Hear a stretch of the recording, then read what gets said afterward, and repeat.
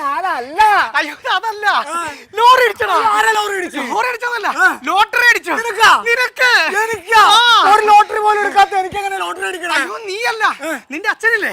നിന്റെ അച്ഛനാ ലോട്ടറി അടിച്ചത്. എന്റെ അച്ഛൻ പിതാംബരനെ ലോട്ടറി അടിച്ചു. എന്നോട് ഏജൻസിക്കാരൻ വിളിച്ചു പറഞ്ഞാണ് നിന്റെ അച്ഛൻ ലോട്ടറി അടിച്ചിട്ടുണ്ടെന്ന്. എന്നോട് നിന്നെ ഫോണിൽ വിളിച്ചിട്ട് കിട്ടണോ? അയ്യോ ഞാൻ ഇന്ന് മുതൽ കോടീശ്വരൻ. ഞാനും അടിച്ചു ലോട്ടറി അടിച്ച 75 ലക്ഷം ഒരു കാറും. ആണാ? അച്ഛനടുത്ത് പറയട്ടെ, ഭയങ്കര സന്തോഷം. അല്ല വേറെ കുഴപ്പമുണ്ടല്ലോ. അച്ഛന് 2 അറ്റാക്ക് കഴിഞ്ഞ് 3ാമത്തെ അറ്റാക്കിന് വേണ്ടി കാത്തിരിക്കല്ലേ. ഇനിയിപ്പോ ഈ വാർത്ത എങ്ങാനും കേൾക്കുമ്പോ തന്നെ പെടഞ്ഞോടി ചത്തേണ്ടി. അയ്യോ അത് ശരിയാ. അങ്ങനെ ഒരു കാര്യം ചെയ്താലോ. ഈ ലോട്ടറി വേണമെങ്കിൽ ഞാൻ എടുത്തോളാം. അങ്ങനെ എടുക്കണ്ട, വേണ്ട.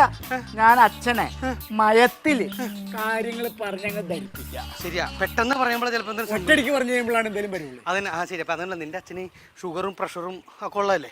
ആ ഒരു താളത്തിൽ നിൽക്കണം മൊത്തത്തില്. അപ്പൊ ഞാൻ മയത്തിൽ പറഞ്ഞങ്ങ് വഹിക്കാം കേട്ടാ. അതാ നല്ലത്. ഞാനും വരാം.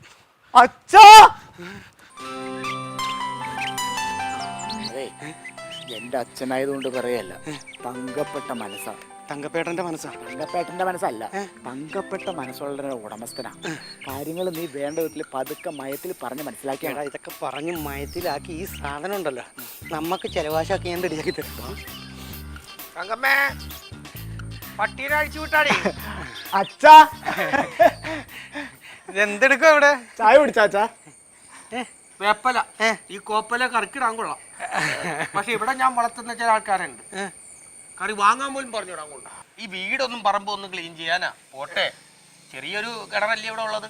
അതിന്റെ അടിയിൽ ചെന്ന് അതിന്റെ ചെളി വാരി അതൊന്ന് വൃത്തിയാക്കിയിട്ടാ നല്ല ശുദ്ധജലം കുടിച്ചുകൂടെ? ഇനി അത് വൃത്തിയാക്കാൻ അടിയിൽ ചെല്ലുമ്പോ തന്നെ ഞാൻ കുമ്പിടുമ്പോ വീണ എത്രയോ ചില്ലറ പൈസ ഉണ്ട് അവിടെ. ഇതൊക്കെ ഇവന് കിട്ടൂലേ? ഇതിന്റെ വല്ല വിചാരം ഉണ്ട് ഈ പാഴിന്റെ കൂടെ നീയും നടന്ന് പാഴാകണത്?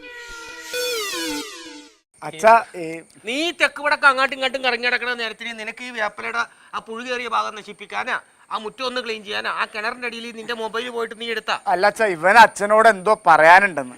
ക്ലബിന്റെ വാർഷികമായിട്ടുണ്ടാവും. അല്ല അതൊന്നുമല്ല, 10 പൈസ ഡൊണേഷൻ എന്റെ പേര് പ്രതീക്ഷിക്കണ്ട. അയ്യോ അതല്ല, ഇന്നാളെ നീ 100 രൂപയും ചോദിച്ചു വന്ന് എന്റെ കയ്യിൽ ഇല്ലായിരുന്നു, 50 രൂപ ഞാൻ തന്നു. അതിൽ 10 രൂപ പ്രാവശ്യം ഞാൻ കടം മേടിച്ചു, ബാക്കി 40 നിന്റെ കയ്യിലുണ്ട്. ഒരു മനുഷ്യന്റെ കയ്യിൽ നിന്ന് ഒരു 40 രൂപ മേടിച്ചതാണ്. അയാൾക്ക് അവിടെ വരുമ്പോ ഒരു പൂച്ചുണ്ടെങ്കിലും കൊടുക്കണം. അച്ഛാ, അച്ഛന്റെ ഒരേ ഒരു മോനല്ല അച്ഛൻ ഞാൻ. എനിക്കൊന്ന് രക്ഷപ്പെടണ്ടേ അച്ഛാ സാമ്പത്തികമായിട്ട്? ഗേറ്റ് തുറന്നു കിടക്കണം, എവിടെയെങ്കിലും ഓടി രക്ഷപ്പെടും. പിതാമര ചേട്ടാ, ഈ ശരിക്കും പറഞ്ഞാൽ ശരീരമൊക്കെ അങ്ങോട്ട് മെലിഞ്ഞു ഉണങ്ങി തൊലിഞ്ഞു കറുത്ത് കരിവാളിച്ച് ശരിക്കും പറഞ്ഞാൽ ഈ കരിമുട്ടി പോലെ ആയിപ്പോയി. നമുക്കിതൊക്കെ ഒന്ന് റെഡിയാക്കി എടുക്കണം. അച്ഛനുള്ള സ്നേഹം കൊണ്ട് പറയാം. യോഗ ചെയ്യണ ശരീരവും യോഗ നിനക്കത് ചെയ്യാനുള്ള യോഗ ഇല്ല. അത് യോഗയെ കുറിച്ച് പഠിക്കണം. അതെ അതെ, ഞാൻ പറയാറില്ലേ പഠിക്കണമെന്ന്. അല്ല അച്ഛാ, അവനെ വേറെ എന്തോ പറയാ. എന്താണ് ഈ യോഗ? എന്താണ്? എനിക്ക് അതാണ്. കേരളത്തിൽ 2 യോഗ ഉണ്ടെന്നാണ് ആൾക്കാർ പറയാറ്. ഒന്ന് NSS കരയോഗ, ഒന്ന് SNDP യോഗ. ഇതല്ല യോഗ. യോഗ എന്ന് പറഞ്ഞത് അതിൻ്റെതായ രീതിയിൽ ചെയ്യണമെങ്കിൽ നീ വെളുപ്പിന് വരണം, അല്ലെങ്കിൽ വൈകിട്ട് എൻ്റെ അടുത്ത് വരണം. അപ്പൊ ഞാൻ കാണിച്ചു തരാം. ജനിക്കണമെങ്കിലും ജീവിക്കണമെങ്കിലും പാഴായിട്ട് ജനിച്ചിട്ടും ജീവിച്ചിട്ടും കാര്യമില്ല. ഇവന്റെ പുറകെ നടന്ന് നീ ചെയ്യാതെ നീ എവിടെയെങ്കിലും പോയി രക്ഷപ്പെടാൻ നോക്കും. നീ ആ കാര്യം കൂടെ അച്ഛനോട് പറഞ്ഞാൽ മതി. അച്ഛാ വേറൊന്നുമല്ല, എന്റെ കൂടി അച്ഛനായതുകൊണ്ട് ഞാൻ പറയാം. ഇവന്റെ അച്ഛൻ വേണ്ടാധീനം പറഞ്ഞിട്ട് ഇനി ആ അവകാശവും കൂടി ഞാൻ തരേണ്ടി വരരുത് ഇവിടെ കിടന്ന്. അതല്ല, ഇവന്റെ അച്ഛൻ എന്ന് പറയുമ്പോ എന്റെയും കൂടി അച്ഛനാണല്ലോ. അങ്ങനെ പ്രഷറും ഷുഗറൊക്കെ എങ്ങനെ പോണു? ഒന്നും പോണില്ല, എല്ലാം എന്റെ ശരീരത്തിൽ തന്നെ ഉണ്ട്. അല്ല അതല്ല, വേറെ വേറെ നെഞ്ചുവേനൊന്നും ഇപ്പൊ വരാറുണ്ടോ?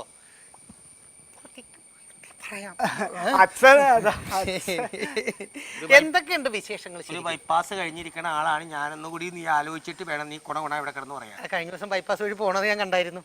അത് സർജറിക്ക് വേണ്ടി പോയ പോക്കാണ്. അപ്പൊ അത് കഴിഞ്ഞിരിക്കണേണ്. എന്റെ അടുത്ത് കാശ് കടം ചോദിക്കാനാ, മേടിച്ച കാശ് തരൂലെന്ന് പറയാനാ. ദൈവത്തോർത്ത് നിക്കരുത്. അതല്ല അച്ഛാ, അവൻ അച്ഛനോട് എന്തോ വേറെ കാര്യം പറയണ്ട. അച്ഛൻ അത് കേക്ക്. അതെ അതെ അതെ, സംഭവം വേറെ ഒന്നുമല്ല. അച്ഛന്റെ അതായത് അച്ഛന്റെ പെങ്ങളാണോ പ്രസവിച്ചത്? നിന്റെ അച്ഛന്റെ പെങ്ങളാണോ പ്രസവിച്ചത്? അതല്ല ഇവിടുത്തെ വിഷയം. അച്ഛന്റെ വിഷയം ശരിക്കും പെങ്ങളാണ് പ്രസവിച്ചത്. പക്ഷെ ആ ഒരു സന്തോഷം നിന്റെ മുഖത്തില്ലല്ലോ. അല്ല അത് വേറെ ഒന്നുമല്ല, ഈ കല്യാണം കഴിക്കാതെ പെങ്ങൾ പ്രസവിച്ച ആർക്കായാലും ഒരു വിഷമം ഉണ്ടാവില്ലേ? അത് ഒരു വിഷമമുണ്ട്.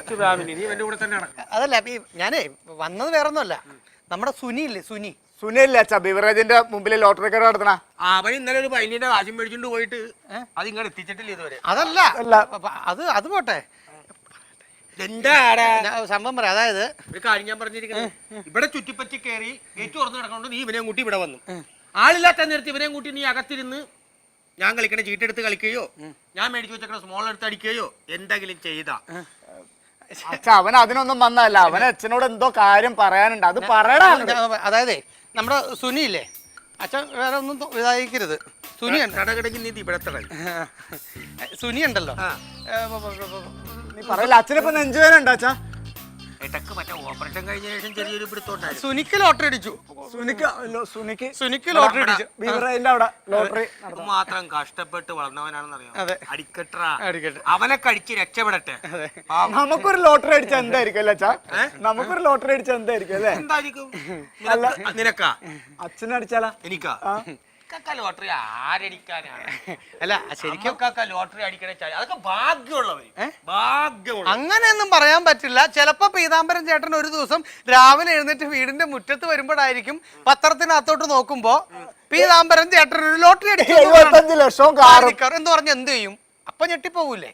നമ്മക്കൊക്കെ ആരെ എന്റെ അടിക്കാനാണ്? എത്ര വർഷങ്ങളായിട്ട് ലോട്ടറി അടിക്കണ ഞാൻ ലോട്ടറി എടുത്ത് കളഞ്ഞ കാശ് ഉണ്ടായിരുന്നെങ്കിൽ ഇതേപോലത്തെ ഇതല്ല, ഇതേപോലത്തെ ഒരു വീടും ഇതേപോലത്തെ ഒരു 10 കിണറും ഇവിടെ ഉണ്ടാകണം. 5 അംബാസിഡർ വേറെ കിടന്നേനെ. അത്രമാത്രം കാശ് ലോട്ടറി എടുത്ത് ഞാൻ കളഞ്ഞു. പക്ഷെ ഒരു കാര്യം മനസ്സിലാക്കാം, പറഞ്ഞേ സംഭവം വേറെ ഒന്നുമല്ല. അച്ഛനൊന്നും തോന്നരുത്. അച്ഛൻ എന്ത് വിഷമം തോന്നിയാലും കൊള്ള, വിഷമം തോന്നിയില്ല. അവന് ലോട്ടറി അടിച്ചിട്ടുണ്ട്, അവന്റെ അടുത്തേക്ക് എന്നെ കൊണ്ടുപോകണം. അതായത് അച്ഛാ, സുനി ഉണ്ടല്ലോ, സുനി ലോട്ടറി എടുക്കണ കടയില്ലേ, ലോട്ടറി എടുക്കണ ആ കടയിൽ നിന്ന് അച്ഛൻ ഒരു ലോട്ടറി എടുത്തെന്നിരിക്കേ, എടുക്കാറുണ്ടല്ലോ, എപ്പോഴും എടുക്കാറുണ്ടല്ലോ. അങ്ങനെ ഒരു ലോട്ടറി അച്ഛൻ എടുത്ത സമയത്ത് അച്ഛനാണ് ലോട്ടറി അടിക്കണമെങ്കിലോ 75 ലക്ഷം കാറും ഒന്ന് പോടാ. അതിനുള്ള ഭാഗ്യമൊന്നും പീതാംബരൻ ഇപ്പൊ ഇല്ലേ? ചേട്ടാ ഞാൻ പറയുന്നു കേക്ക്. അതായത് ഇപ്പൊ പീതാംബരൻ ചേട്ടൻ ലോട്ടറി എടുക്കുന്നു, രാവിലെ നേരം വെളുത്തപ്പോ ലോട്ടറി പീതാംബരൻ ചേട്ടൻ അടിച്ചിരിക്കുന്നു 75 ലക്ഷം രൂപയും ഒരു കാറും. ഇത് പീതാംബരൻ ചേട്ടൻ അടിച്ചെന്ന് വിചാരിക്കാം, ഈ കാറും കാശും എന്ത് ചെയ്യും? വിചാരിച്ചുകൊണ്ട് എന്ത് ചെയ്യാൻ അവിടെ ഇരിക്കും? എന്റെ അച്ഛൻ അടിച്ച് ഞാൻ പറഞ്ഞത് എനിക്ക് അടിച്ച് അത് ഞാൻ വിചാരിച്ചു, കുഴപ്പമില്ല. അല്ല അതല്ല, അങ്ങനെ പോട്ടെ. വിചാരിച്ചതല്ലെന്നേ, ശരിക്കും പീതാംബരൻ ചേട്ടന് ലോട്ടറി അടിച്ചു എന്ന് ഞാൻ ഓടി വന്നിട്ട് ഇപ്പൊ ഇങ്ങനെ പറയണ്, ശരിക്കും അടിച്ചെന്നുള്ള പറയാൻ പോവുകയാണ്, പറയാനായിട്ട് ഞാൻ പോവുകയാണ്. പറഞ്ഞിട്ടില്ല, ഇതുവരെ പറഞ്ഞിട്ടില്ല. ഞാൻ പറഞ്ഞിട്ടില്ല. ഞാനില്ലാത്തവനെ പറ, ഞാൻ പറയാൻ പോണേ ഉള്ളൂ. ഇപ്പൊ പറയും, അച്ഛൻ അവിടെ നിൽക്കുന്നു, ഞാൻ വന്നേക്കുന്നു, ഞാൻ അച്ഛനോട് പറയാൻ പോവുകയാണ്. അല്ല ഓക്കെ, അതായത് ഞാൻ വരുന്നു, ഞാൻ വന്നു. പീതാംബരൻ ചേട്ടൻ രാവിലെ എടുത്ത ലോട്ടറി ടിക്കറ്റ് ഇല്ലേ, അതടിച്ചു. ആ കാശ് എന്ത് ചെയ്യും? അങ്ങനെ അടിച്ച 10 പൈസ എനിക്ക് വേണ്ട, ആ കാശ് ഞാൻ മൊത്തം നിനക്ക് തരും.